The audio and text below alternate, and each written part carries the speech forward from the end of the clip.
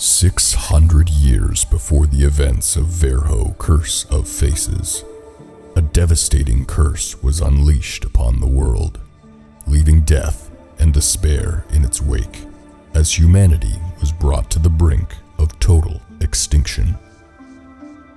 Within the first day, most of the population fell to the effects of the curse, and for the next 300 years, those that survived lived in solitude, fearful of falling victim to the curse's inescapable power.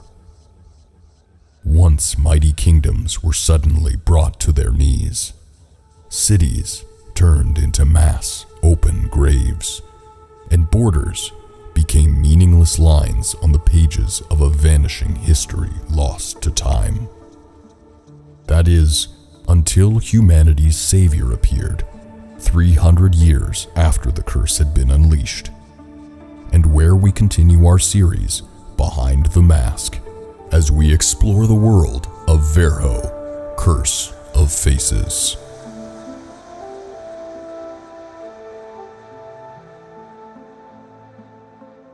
What is now known about the Curse of Faces and its effects can be attributed to one man, simply known as the Maker, though that name was given to him by his followers, and nobody knows his true identity.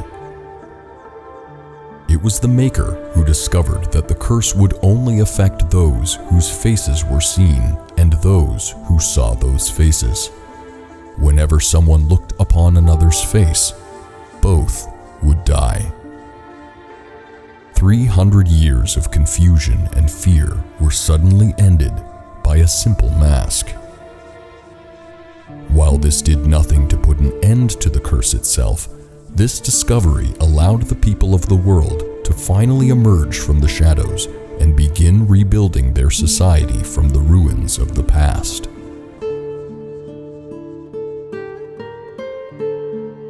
Within the first year of the Mask era, people began to worship the Maker as some sort of god, gathering together and forming what would later become the first great society of this new age.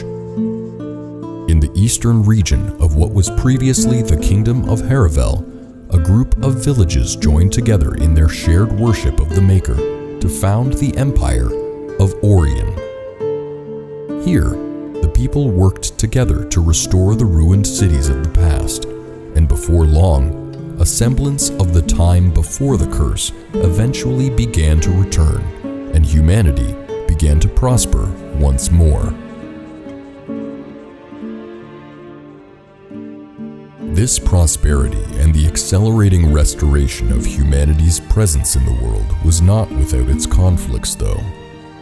As Oriun eventually began to expand, they brought with them their belief in the Maker's godhood and an almost fanatical insistence that others should believe the same.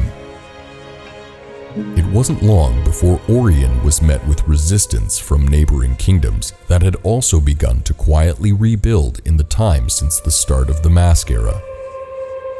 For Oriun, this was an affront to their god, and it wasn't long before they began to assemble an army that would eventually allow them to march on those who would oppose the doctrine of their expanding empire. Naturally, however, there were some who lived in Oriun that did not agree that the Maker was any sort of god, nor agreed with the violent expansion of its borders. While there was no denying what the Maker gave to humanity by sharing with them the effects of the Curse of Faces and providing them with the solution to their troubles, to these few inhabitants of Oriun, the Maker was nothing more than a man, and certainly not worth waging a religious crusade on neighboring societies. These people, quite rationally, simply could not accept the deification of this savior, especially when his true identity was still more or less a mystery. Little was, or even still is, known about who this Maker truly was, and, in the absence of hard evidence of any godlike qualities, this was not enough to convince the more skeptical inhabitants of Oriun that the Maker was someone to worship. This societal divide, escalated by the overzealous aggression of Oriun's leaders and their military, culminated in the eventual exodus of the blasphemous non-believers, who fled persecution by traveling towards the desert region in the southern part of the continent, well beyond the borders of the growing Oriun Empire. There, however, the people were met with a new challenge: the Great Snakes. These massive sentient serpents had lived peacefully, separate from the rest of the world for centuries, and were well aware of the atrocities mankind was capable of. So, when the humans from the north began encroaching on their secluded kingdom, the snakes did not welcome them to their lands as friends or allies. With the only choices being to fight the great snakes or return to the empire that would almost certainly overpower their meager numbers, the humans decided that open war with the giant serpents was the only path forward.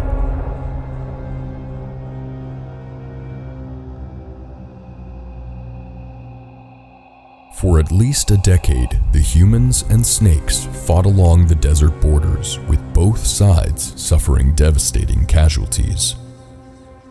The humans, with their ingenuity and natural propensity for horrifically creative methods of killing their enemies, and the snakes, with their sheer size and curiously adept craftsmanship of weapons and armor, eventually found themselves in a stalemate.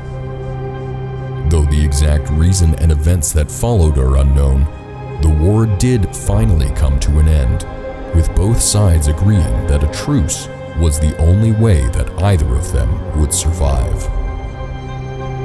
As the years went on, the humans and snakes grew closer, their shared quest for knowledge overcoming their differences, and eventually, the Kingdom of Moyger began to grow into the formidable nation that it is today.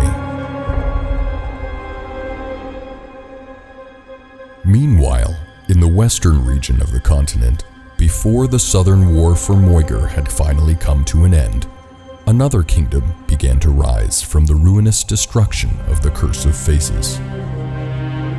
Haravel, the once mightiest nation in all the land, had finally begun to return to its former glory, methodically and intentionally rebuilding their society with what remained of their records of the days before the curse to guide them. This, however, is a topic for another episode.